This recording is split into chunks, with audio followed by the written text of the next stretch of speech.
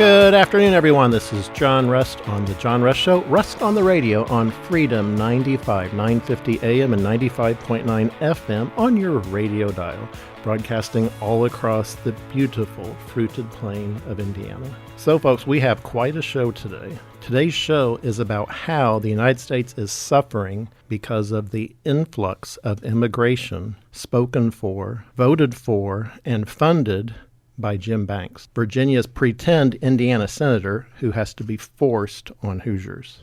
Folks, the horrific terrorist murder of 20-year-old Army National Guard specialist Sarah Beckstrom, 20 years old, of Summersville, West Virginia, was a direct result of these influx of immigration policies that Jim Banks voted for. She was from West Virginia. She was called to D.C. to police the violent crime happening there because the left-wing lunatic mayor of D.C. refuses to fight crime in D.C., so it's left to President Trump to actually police our nation's capital. But unfortunately, what is the result, or what happened, is this horrific terrorist murder of 20-year-old Army National Guard specialist Sarah Beckstrom, 20, of Summersville, West Virginia, was a direct result of these influx of immigration policies. And why the lying Jim Banks is such an embarrassment, not just to conservatives in Indiana, but all Hoosiers, and why he has cratered to such an incredible low poll numbers here in our state. He is just plainly a vile creature who just lies and lies and lies, all for his career based on lies. This show today is a deep dive into those lies, and we've brought the receipts. The suspect in this terrorist attack is Afghan national Ramallah Lakawal, here at the invitation of President Joe Biden via the Operation Allies Welcome program, funded, guess what, by Virginia's Jim Banks, who voted yes for it. Background: Ramallah Lakawal was brought into the United States in September of 2021 as part of Operation Allies Welcome, a U.S. government program to evacuate and resettle quote-unquote vulnerable Afghans following the U.S. military withdrawal. This was funded by the Allies Act of 2021, House Resolution 3985, which Jim Banks voted yes for in July of that year, just literally months before Ramallah Lakawal was brought in based on that law and that funding. Key findings of this bill: it made for an additional 8,000 special visas for Afghanistanis, 8,000 more than were already approved. 8,000, that's an influx of immigration, and that's exactly what Jim Banks proudly proclaimed to the Atlantic magazine. He would probably love to deny saying that, but it's in print in the Atlantic magazine, printed in 2017. Again, 8,000 more than were already approved, and that was specifically in that law that Jim Banks voted for. And it removed, more importantly, it removed or revised statutory requirements in the special immigrant visa process and was designed to fast-track the process, to speed it up, to grease the wheels, to bring them in. Again, Jim Banks publicly is on the record in the Atlantic magazine explicitly calling for an influx of immigrants. He voted for it, and he got his wish. You know, an influx is not a trickle, it's a river. Jim Banks voted for this massive Muslim migration into the United States from Afghanistan. But guess what, folks? After the horrific terrorist murder over Thanksgiving in Washington, D.C., you'd never guess Jim Banks voted for that law. He went out on Twitter publicly saying how glad he was President Trump was cleaning up Joe Biden's mess after Jim Banks voted for it. This is why you can't trust a word out of the mouth of Jim Banks. It is always lies, lies, lies, and more lies. He says one thing when he visits Indiana, but he votes the exact opposite in D.C. Folks, let's dig into this specifically. This is from Andy No on Twitter. National Guard member Sarah Beckstrom died on Thanksgiving, a day after being one of two troops ambushed in a shooting near the White House. The gunman suspect is an Afghan migrant brought in under the Biden administration. Antifa celebrated the shooting. Shame on them. This is from Representative Thomas Massey. He told Newsweek in July of 2021, the program to extend visas to those who helped our military already exists, and I supported that program. The vote on the new measure that Jim Banks voted for was to greatly expand the number of visas and to include categories of people who did not help us in the war while simultaneously reducing the vetting of these immigrants. Again, folks, this is the receipt. The vote was on July 22nd, 2021 at 10:47 a.m. in the 117th Congress. Again, Jim Banks voted yes for House Resolution 3985, which was the funding for Joe Biden's massive increase in Afghanistani Muslim immigrants into the United States. This is from that slimeball Jim Banks, what he actually said about this. Joe Biden rushed tens of thousands of Afghans into our nation. Today, we faced horrible consequences for this. My God. After he voted for it, he voted for it, and he's out tweeting like, oh, it was Joe Biden. This is Senator Jim Banks' Twitter again. In 2021, I sounded the alarm about Biden's reckless flood of unvetted Afghan nationals into our country. Hogwash. He voted for that bill. You know, folks, when these politicians, they are so despicable. You know, he will send out a tweet or a press release saying, oh, I'm against it. But when the rubber meets the road, he votes for it. Just like he pretends to be and says he's a fiscal conservative, but he votes for trillions and trillions and trillions of dollars of new debt. So he talks about this is what happens when you have an open border with terrorists. Well, again, he voted for that. This is from Jim Banks, who called for an influx of immigrants, who says this is what happens when you implement the laws he voted for.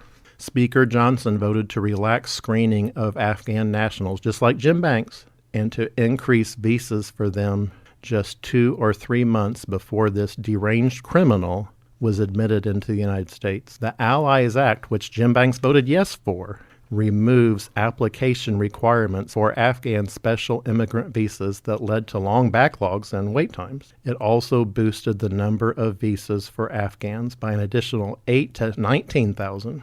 Guess who introduced that bill into Congress? A Democrat. And Jim Banks voted for it. Again, folks, enough is enough. We lost one hero because Joe Biden refused to vet the Afghans coming into the United States in 2021, and Jim Banks voted yes for that. His refusal to secure our border and implement basic security measures caused this, pure and simple. Unvetted Afghans need to be deported. This is from Daniel Horowitz again. By my calculation, the U.S. admitted 1.45 million immigrants from roughly 43 majority Muslim countries between 2014 and 2023. That figure doesn't include over 100,000 student visas nor the thousands who've overstayed tourist visas and vanished into the interior. Remember, folks, who Jim Banks likes to pal around with. Lindsey Grahamnesty. This is what Lindsey Graham had to say about these Afghan Muslim militants. He says, they need to stay. This will be their new home. We have a moral obligation to take these people. They will make great citizens over time. I say again, hogwash, folks. Paul Dans for Senate has to say this to Lindsey Grahamnesty. Senator, you have a moral obligation to the American people. You have blood on your hands. Shame on you. And I would add shame on Jim Banks. You know, folks, what I don't like are these career politicians who stand on the corpses of people injured and indeed of who have been killed. WTHR News here in Indiana recently had a story on November 18th, 2025 about an Indiana National Guard's family accusing Senator Banks of weaponizing his death after he was killed in a car crash. This is from an article by Mike Potter, published on WTHR.com. This is from the article direct. Dateline, Lebanon, Indiana. The family of an Indiana National Guardsman who was killed in a crash in Boone County is accusing U.S. Senator Jim Banks of using his death as a political prop. Specialist Terry Fry, 23, of Lafayette, was killed in a crash on I-65 near Whitestown on November 14th. On Monday, November 17th, Banks posted on X claiming Fry's life was cut short on I-65 by an illegal who never should have been here in the first place. The following day, Fry's family sent a statement to 13 News saying, Senator Banks, on behalf of Terry Fry's family, we need to make something absolutely clear. Terry's death is not a political prop. He was a son, a father, a soldier, and a deeply loved member of our family long before he was a headline. Turning the worst moment of our lives into a talking point for any political agenda is inappropriate and hurtful. We are grieving a real person, not a campaign issue. Terry deserves the dignity of being remembered for the man he was, not as a leverage in anyone's political messaging. Folks, it's pretty simple. Career politicians will use anyone to their advantage, irregardless of how they voted on any issue. Jim Banks is a two-faced liar when he pretends now to be against immigration after he called for an influx of immigrants so publicly in 2017 in the Atlantic magazine, with the hopes of currying favor with its ultra-liberal readership. Folks, we must honor the service and sacrifice of those who served and who gave their lives for us, not use them for political props. That is exactly why Hoosiers placed Jim Banks so ultra-low in opinion polls, in the gutter, with only 21% approval rating, which is at the bottom of the barrel, where all two-faced liars belong. Hoosiers have had enough of Jim Banks' awfulness. You know, folks, your vote is your bond. We get so many of these career politicians who say one thing in Indiana and vote the exact opposite. You can only really tell anything by how they vote, because their words coming out of their mouth mean absolutely nothing. They're all in bed together. They vote together. You know, how many times repeatedly has Jim Banks voted with Andre Carson? We're going to get into that shortly. So, folks, you may think, well, why would he do that? Why would he vote for something he said publicly he was against? Folks, it's all about the money. I have the receipts. Just stay tuned and you will hear the shocking truth on why Jim Banks votes the way he does. It's always about the money. This is John Rust on Rust on the Radio. We will be right back.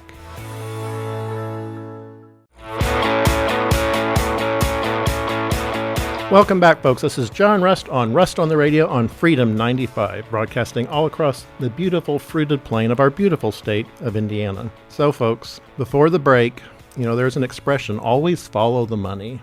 Always follow the money. Because you think, I know so many people that say, oh, Jim Banks, he's so conservative. He tweets this, he tweets that. But it never matches his voting record. He has a lot of fake conservative votes that either never passed or were meaningless. But when the rubber meets the road on important votes, he votes hard left. And it's always, folks, about the money. So listen to this. There's this corporation called Fluor, F-L-U-O-R, Intercontinental Incorporated, based out of Greenville, South Carolina. It is a wholly owned subsidiary of the Fluor Corporation. Guess how much money they got to, quote-unquote, vet Afghanistanis coming into the United States.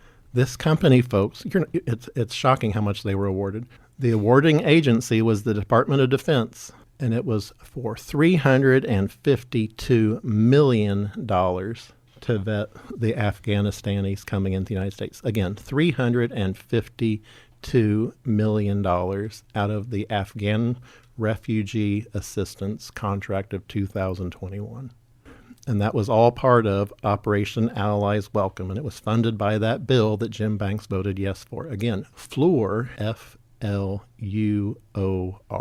Intercontinental Incorporated, based out of Greenville, South Carolina.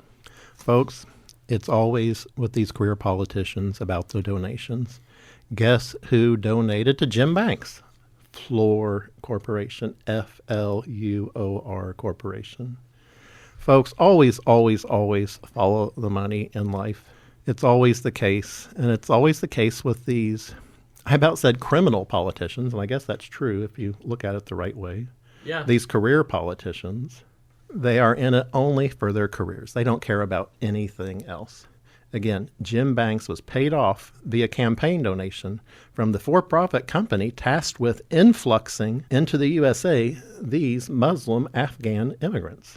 Again, Fluor Intercontinental Incorporated is a wholly owned subsidiary of Fluor Corporation who donated to Jim Banks as recently as 2024. Again, folks, this corporation, through their wholly owned subsidiary, got $352 million tax dollars to vet these Afghanistanis coming into the United States. Well, they did a pretty awful job. Robert J. O'Neill had a lot to say about this, and this was of course, a horrific crime against our National Guard troops in D.C. He says, if you've never been to Afghanistan, you wouldn't understand. If you showed these people an espresso machine and gave them a free cup of coffee, they would assume you were a witch and chop your head off. But let's bring them in. That's exactly what Jim Banks voted to do by funding that act. And he cashed the check from Floor Corporation after he voted for it, after he voted for the bill that funded this operation. Well, again, Robert J. O'Neill, folks, he is who killed Osama bin Laden. You know, I trust his judgment on these people, pure and simple. Me too. You know, this is from Robert J. O'Neill. He killed Osama bin Laden. Again, he said, if you've never been to Afghanistan, you wouldn't understand. If you showed these people an espresso machine and gave them a free coffee, they would assume you were a witch and chop your head off. Let's bring them in. Folks, he followed that up because I know there's a lot of people that say, oh, you have to be nice to Afghanistanis. Well, this is again from Robert J. O'Neill. Just like I said, if you've never been, you wouldn't understand. Ask any combat veteran who has left the wire. Folks, remember that. What does Jim Banks' best buddy, Lindsey Grahamnesty, have to say about this? He says, well, of course, it's heartbreaking to hear about the 2 West Virginia National Guardsmen who were shot while deploying to protect our nation's capital. I'm praying for them and their families. Steve Ferguson immediately retorted, you voted to import these animals. Sit this one out. Amen. This is from Marjorie Taylor Greene. In July of 2021, under the Biden administration and Speaker Pelosi, the House voted to reduce vetting and rapidly increase visas for Afghan nationals to come to the United States. There were only 16 of us out of 435 members that voted no. I voted no. We were told many of them helped U.S. soldiers and they would be killed by the Taliban and that they deserved to get a fast pass. Yesterday, one of them, who worked directly with the CIA and Special Forces, attempted to murder 2 unarmed National Guardsmen. And again, unfortunately, terribly, one of those has passed away. The terrorist suspect in question, Ramallah Lakawal, came here in 2021 under Biden and was just recently granted asylum. She says, I'll be honest, none of this makes sense to me on so many levels. I'm going to list a few of the House Republicans who actually voted against the bill. Representative Paul Gosar of Arizona, Marjorie Taylor Greene of Georgia, Thomas Massey of Kentucky, and Chip Roy of Texas, Matt Rosendale of Montana. There were a few folks who actually stood up and said, no, this is a horrific policy. In the Senate, of course, all the usual suspects voted for it. Again, Jim Banks' apparent best friend, Lindsey Grahamnesty, voted for it in the Senate, along with Mitch McConnell, who gave money to Jim Banks, along with Senator Lisa Murkowski, and, of course, Senator Todd Young voted for this law. I think it's because career politicians like Jim Banks just don't believe criminals should pay for their actions. You know, listen to this. This is from Wall Street Apes. And this is on a different subject, but it relates to this exactly. The president of El Salvador, Bukele, increased incarcerations 567%. The result was a 95% reduction in murder, the sharpest drop in El Salvador's history. Of course, if you do the crime, you must do the time. This is Elon Musk's take on that. If you imprison repeat violent offenders, then they will no longer be able to repeat offending violently. That is the simple and obvious truth. Unfortunately, and that's the subject of the show, folks, two-faced lying Jim Banks voted for the First Step Act. You know, this is from Charlie Kirk. The whole criminal justice reform stuff has been a complete failure. How many examples do we need of somebody with 10, 12, 13, 14 priors that then goes and commits a murder? What are we really doing here in regards to this whole fake, fraudulent criminal justice path that we've seen? only half of America's murders are even solved. That means 50% of our murderers are still walking the streets of our cities.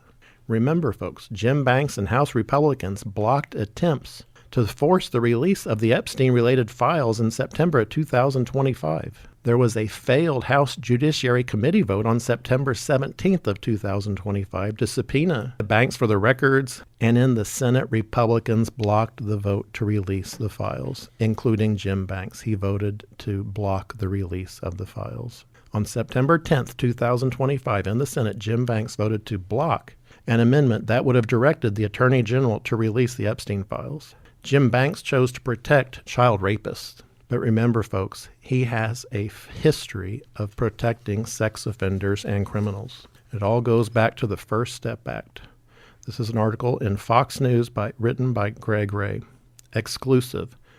Violent criminals and sex offenders released early due to the First Step Act legislation. Again, more than 100 criminals and sex offenders have been released under the First Step Act, according to data from the administration officials provided to Fox News. Of 2,243 inmates released under the First Step Act, only 960 were incarcerated for drug-related offenses, but they shouldn't have been out early either, in my opinion. On the other hand, 496 were in prison for weapons and explosives-related crimes, 239 for sex offenses, 178 for fraud, bribery, extortion, 108 for burglary, larceny, and 106 for robbery. Another 59 were imprisoned over homicide and aggravated assault, 46 for immigration-related offenses, 9 for counterfeiting and embezzlement, and 2 for national security reasons. One of those was Mohammed Youssef Hammoud, the terrorist financier for Hezbollah. Again, folks, that terrorist financier was released from prison in the United States, and he immediately went back to the Middle East. He immediately went back, and he was welcomed back with the Muslims carrying him on their shoulders as they walked the Arab street, screaming in joy that this terrorist financier was released.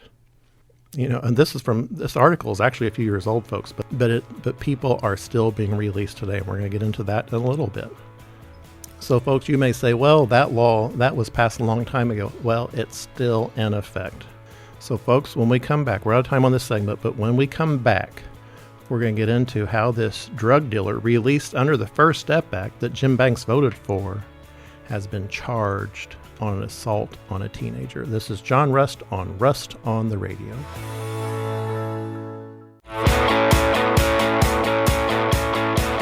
Welcome back to the show, folks. This is John Rust on the Radio, the John Rust Show on Freedom 95, 950 AM and 95.9 FM, the right station for talk all across central Indiana. So, folks, I'm in the studio with Justin. Welcome to the studio, Justin. Great to be here, John. Thank you for having me. So before the break, folks, we were talking about the First Step Act, which is continually releasing criminals onto the streets right now today. So this is from an article from December 7th, 2023 by Catherine Fung in Newsweek. Drug dealer released under the First Step Act charged in assault on a teenager.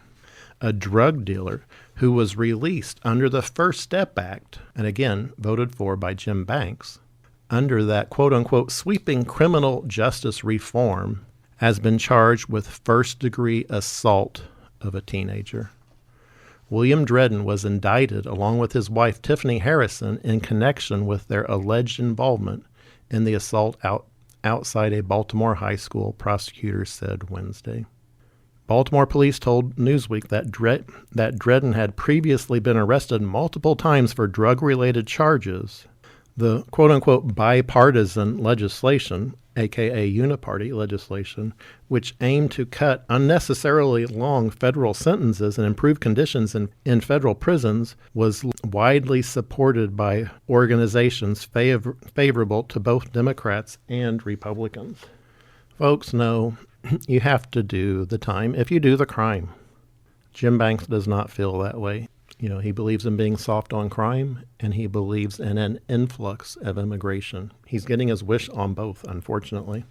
But again, that has nothing to do with how he tweets or how he talks at Lincoln Day dinners in Indiana. You would never know that. You'd think he was a real conservative. But it's all, folks, a fraud. This is from Oilfield Rando. The CIA just plonked 10,000 foreign death squad members down in American communities. It's fine. This is fine. And what he was referencing is an article in the Rolling Stone magazine, how a fellow unit member describes how the alleged D.C. National Guard shooter felt abandoned by the CIA. In the final days of the war in 2021, roughly 81,000 Afghan immigrants, along with 10,000 members of Zero units, along with many of their families, were evacuated by the CIA and resettled across the United States. Folks, this is from Daniel Horowitz.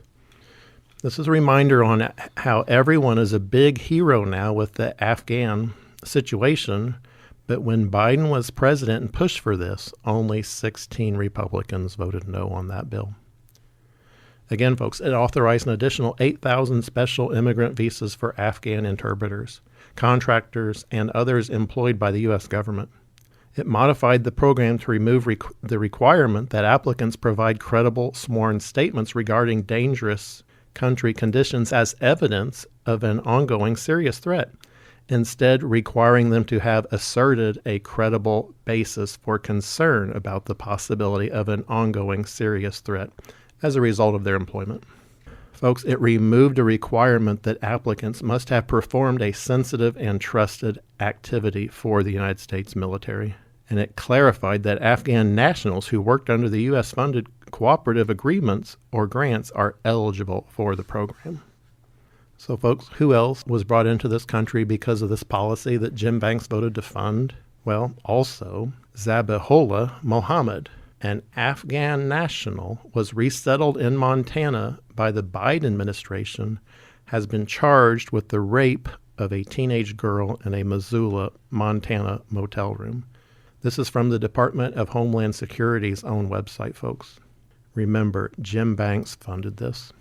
Folks, we can't go down the same path England has went down. So, folks, this is from Blaze Media, theblaze.com. In October, Zabihullah Mohammed, a new arrival from Afghanistan, was charged with raping a woman in a Missoula, Montana hotel.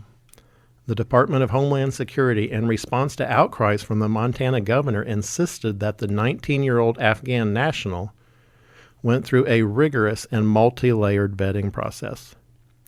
The problem is they were right. Most of the people have gone through a vetting process, a process with no data. Remember that company, Floor Intercontinental Incorporated, that got $352 million to vet these people and that they donated to Jim Banks?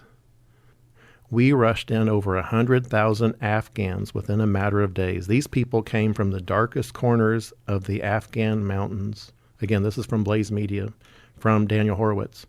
What sort of criminal history are you going to find, especially on a 19-year-old? Moreover, they are making our point. How do you vet people for a violent ideology or anti-woman values when these views are shared by the overwhelming majority of the people in Afghanistan? The stone-cold truth is that the views of the average Afghan, at least a large number of them, are indistinguishable from those of the Taliban. In 2013, Pew Research Center published a poll surveying the sentiments of people in 39 Muslim countries. And the data on Afghanistan is quite disturbing. Again, folks, this is from Daniel Horowitz in The Blaze on theblaze.com. Here are some of the highlights. 99% support making Sharia the official law of the land, more than in any other country surveyed. 61% said Sharia should be imposed on non-Muslim citizens. This is who Jim Banks wants into the USA, folks. He voted for it. He voted for the law that funded it. 79% support the death penalty for those who leave Islam. If you decide to change your religion, you get the death penalty. 82% said religious leaders should have some or a lot of influence over politics, more than in any other Muslim country surveyed. 39% believe suicide bombings can be justified, more than anyone else except for the Palestinians. Only 30% of these surveyed in Afghanistan believe women should be allowed to decide whether to wear a veil or not, less than in all but one other country surveyed. 96% believe converting non-Muslims is a religious duty, more than any other country. Again, this is what Jim Banks voted to fund. We've got our own influx of immigrants, and Jim Banks called for it, and he voted for the appropriation measure to actually fund it. At the time of the alleged rape in Montana, Representative Matt Rosendale pointed out that during the initial court hearings, Muhammad's attorney claimed that cultural and language barriers may have led to the rape. Well, no kidding. Again, this is from Daniel Horowitz. A group of Afghan evacuees allegedly assaulted a female service member at Fort Bliss while they were staying there on base. Do we really need to rehash the lessons of Europe and the irresponsible refugee policies over the past generation to realize we are following in those self-immolating footsteps? And I will add myself, folks, just look at what's happening in Dearborn, Michigan, where the Muslims have taken over the entire city. It's gone. Dearborn's gone. And look what just happened in New York City with the socialist Muslim elected mayor that Jim Banks is praising because it's apparently good for Indiana. No, it's not good for Indiana. We need conservatives running all of our states, not just Indiana. Exactly. We shouldn't be abandoning New York City to the Muslim Brotherhood. That's right. Don't let them take it over. You know, okay, back to this article by Daniel Horowitz in The Blaze.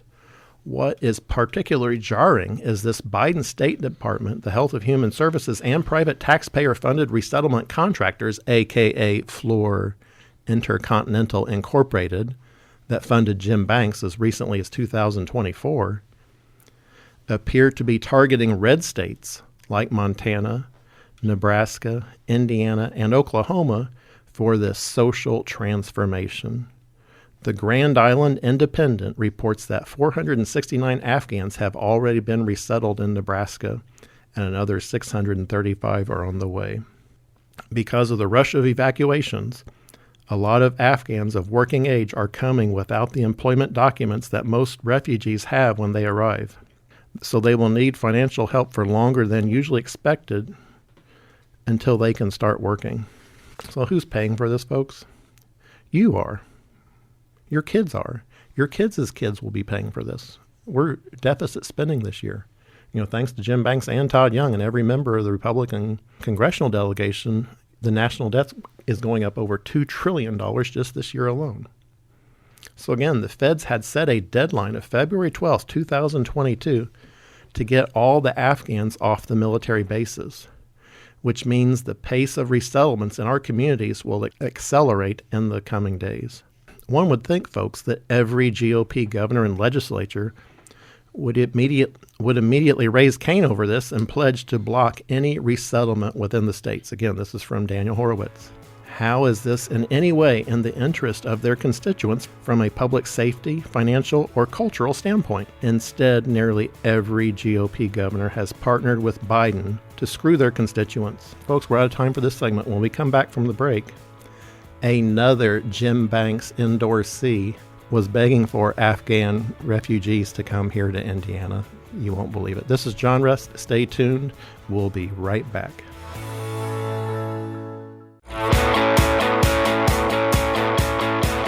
Welcome back, folks. This is John Rust on Rust on the Radio on Freedom 95, broadcasting all across our beautiful fruited plain of Indiana. So, folks, before the break, we're talking about all these Afghan nationals being imported into Indiana and all across the United States. Guess what? Indiana Governor Eric Holcomb, who endorsed Jim Banks. Again, this is from Daniel Horowitz. Indiana Governor Eric Holcomb is practically begging the feds to seed as many Afghans as possible in Indiana, while he controls his own people with COVID fascism and refuses to take action against domestic crime. There are thousands of Afghan refugees at Camp Atterbury in southern Indiana who are now being released into communities at a rate of hundreds per week. One thing is clear, Biden and Holcomb won't force injection mandates on their prized Afghans. They won't have to take the COVID shot. Folks, this was from 2021 was all happening. So again, from Daniel Horowitz, Republicans just supplied the requisite votes to pass the current budget continuing resolution, which contains an extra $7 billion taxpayer funding for Afghans. This will induce transformation of our communities at the behest of international officials, unelected State Department and Health and Human Service bureaucrats, and parasitic contractors, aka Floor, who funds Jim Banks, who have everything to gain and nothing to lose by endangering the communities and saddling them with a fiscal burden. Again, it's these parasite contractors like Floor who fund Jim Banks, or who were vetting these criminals who came in. This is from Daniel Horowitz. We fought a war over no taxation without representation. Shouldn't states at least hold their ground on a banner of no social transformation without representation? And folks, that's the key here. We do not need an influx of immigrants. We are a Christian nation. We're not a Muslim nation. Parts of it are switching. Unfortunately, look at Dearborn, Michigan. Look at New York City with their Muslim mayor now that Jim Banks is praising. And for the record, as a young conservative Republican, John, I'm with you 100% on what you just said about how we're a Christian nation. George Washington, he prayed to God. He did not pray to Allah. And what does Jim Banks do? He votes to swamp the USA with these Afghans. It's not just Afghanistanis, folks. An NGO headquartered in Minnesota is getting paid $2,375 for every Somalia immigrant they bring into the United States. Why are Somalians in America? This is from Wall Street Apes. I looked into it. The main group bringing in Somalians is a NGO getting $2,375 for every Somalian they bring over. It's a racket. They're getting paid for it. Of course they're going to bring over Somalians. Folks, Somalians are Sunni Muslims. Again, from Wall Street Apes. We have to ask a question. Why are they coming over here in the first place? And another surprise. Turns out our government has been funding the dictatorship in Somalia. This is where the movie Black Hawk Down comes from. Folks, this is the influx of immigrants that Jim Banks called for when he said we need an influx of immigration. Folks, all these policies are deeply unpopular with the American public. Unfortunately, according to Gallup, Trump's approval ratings are going down, but they are nowhere near the bottom of the barrel of Jim Banks. He's at 21% approval rating in the state of Indiana by Hoosiers. I would say it's probably much lower from people that actually know how he votes. My approval rating of him is 0. Well, it's because they know he is a two-faced lying fraud. Folks, what is the definition of fraud? This is from the Merriam-Webster.com website.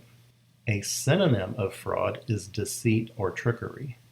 And we all know career politicians live and breathe by deceit and trickery. Fraud as a noun, by definition, according to Merriam-Webster, once again, the dictionary people, is a person who is not who they pretend to be. That sums up Jim Banks. He claims to be a conservative fighter, but the sad reality is he is a fake, an imposter. He is someone who is not who he pretends to be. Just like a drag queen, a man can pretend to be a woman, but that is not the reality. That is a fraud on real women. Jim Banks puts on conservative drag when he visits Indiana, but he votes his true swamp rat self, the exact opposite of who he pretends to be, when he returns to Washington, D.C. And he does that over and over. That is by definition a fraud as an act of deception and misrepresentation as spelled out by Merriam-Webster's, the dictionary people. Hoosiers have had it with Jim Banks' constant lies, and that is why he cratered to the bottom of the barrel in a recent Hoosier opinion poll published by the Indiana Capital Chronicle. Folks, that is why Virginia's Jim Banks had to be forced on Hoosiers. Remember, he praised the election of Mondami in New York City, a Muslim socialist, because it's good for Indiana? No. Folks, It is why all that swamp money worked so hard to get me thrown off the ballot in 2024 after they saw how many thousands of signatures I had gathered to the run for the U.S. Senate in 2024. The swamp knows they can't control me. I speak the truth and shame the devil. That's why the swamp went after me, folks. And that's why they make up this fake aura of conservatism around Jim Banks. But it's all utter bullcrap. And I'm using a polite word for that. You know, a farm term I'd really rather use. But this is going out on the radio, so I'm going to stick with bullcrap. But that sums up Jim Banks and the establishment here in our own state. We have a two-faced lying fraud with a fake drumbeat of conservatism that the media is happy to give him because most of the media hates conservatives. So it's easy for them to buy into the fraud of Jim Banks as being a conservative to make him a caricature of conservatives. But that's unfair to real conservatives. It's unfair to fiscal conservatives, like Thomas Massey, who actually voted against massive government debt. You can't be conservative and vote for all this debt that Jim Banks and Todd Young have repeatedly voted for. Again, they both want to fool voters in Indiana, and the media wants to paint them as all conservatives being like Jim Banks, which makes us all just look awful. Again, folks, Jim Banks voted with Andre Carson, one of the most lunatic left Democrats in Congress, to help empty the jails of convicted criminals. Sex offenders, the convicted terrorist fundraiser Mohammed Youssef Hammoud, all of these were released early because of the law that Jim Banks and Andre Carson and Todd Young voted for. And that's just on the criminal front. Look at how much debt Jim Banks has repeatedly voted for. Trillions and trillions of dollars of debt that is crushing the American dollar and the American dream. Again, folks, the American dollar has lost 10% of its value against other world currencies just this year. Jim Banks and Todd Young are turning the American dollar into fake monopoly money. It is why BlackRock has funded them both. Folks, facts are stubborn things. Your share as a taxpayer of the nation's debt was $170,000 when Jim Banks and Todd Young were sworn into Congress. After repeated votes to increase our nation's debt by both, it is now $330,000, just shy of doubling. It is why the dollar is collapsing, and it costs so much more for just a meager shopping cart of groceries at Kroger or Walmart. So while you're sitting there staring at a Somalian or Haitian or Afghan refugee at the grocery store, remember who voted to fund their shopping carts with food you and your children and your children's children are going to have to pay for. Folks, this is a battle cry. We are losing our Christian way of life in the USA because these career politicians only care about their careers, not you. But I am standing up. I am fighting for you. I stand with George Washington to pray to God, not to Allah. Just remember who called for the influx of immigrants and voted yes to make the influx of immigration happen. We need farmers in our state house. We need farmers in D.C. We need folks who have had to work for a living to be our leaders, not the career class politician leech class. We have to make it possible for all Hoosiers to once again be able to run for political office so we can make Indiana a red state politically once again. We don't need more career politicians like Aaron Hounshin who just votes for massive new debt. That's not being a conservative. Indiana's a red state. That is why they are so scared of working Hoosiers. Whether we are farmers, teachers, plumbers, fry cooks, assembly line workers, or anyone who has to work for a living, they, the elite politician class, will choose your destiny, not you. That's why they ban 81% of Hoosiers from even running for political office. But I'm working to stop that bullcrap, and I am fighting for you. Please check out The John Rust Show on johnrust.com or rustforamerica.com for more information on our podcast and previous radio broadcasts. Folks, I want to close with my father's favorite Bible verse, Psalm 118, verse 24. This is the day the Lord has made. Let us rejoice and be glad in it. Folks, thank you so much for listening, and I will see you all again next week on the radio. This is John Rust. Thank you so much.